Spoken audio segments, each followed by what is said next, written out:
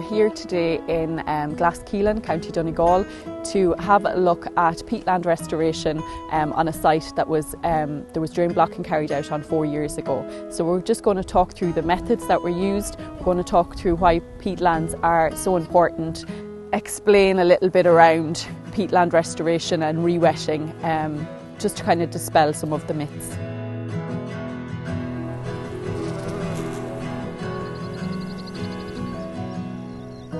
Irish peatlands account for 8% of peatlands globally.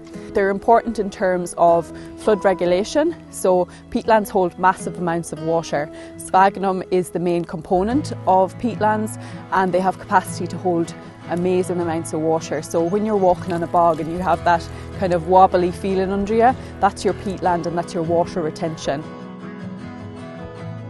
A lot of the catchments that we work in, there's a lot of rainfall, and when you have a lot of water flowing off the tops of hills quickly, if you have intact peatlands, they slow that flow down and they allow the water to get to the rivers and lakes at a slower pace. And they're also a filtration system, so they take out any sediment or nutrients before it gets to the water.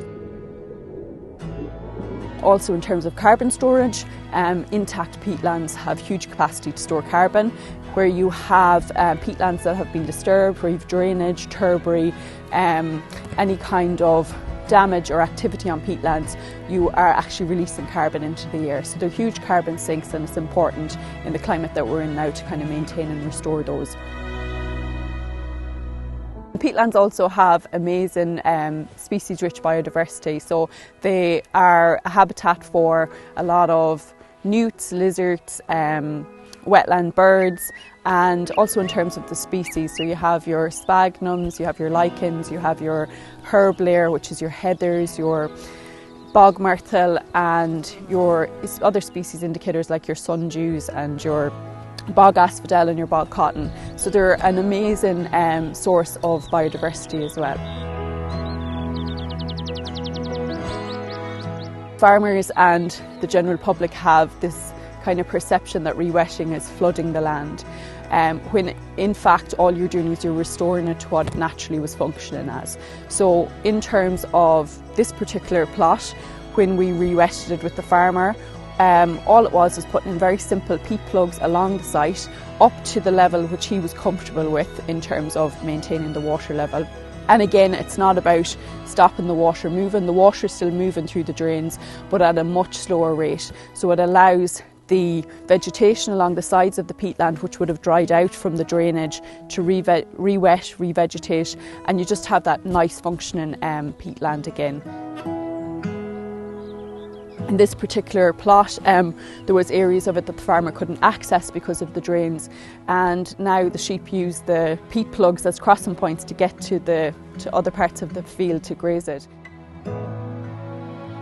In terms of the acres scheme, which is a results-based scheme which assesses the quality of the habitat.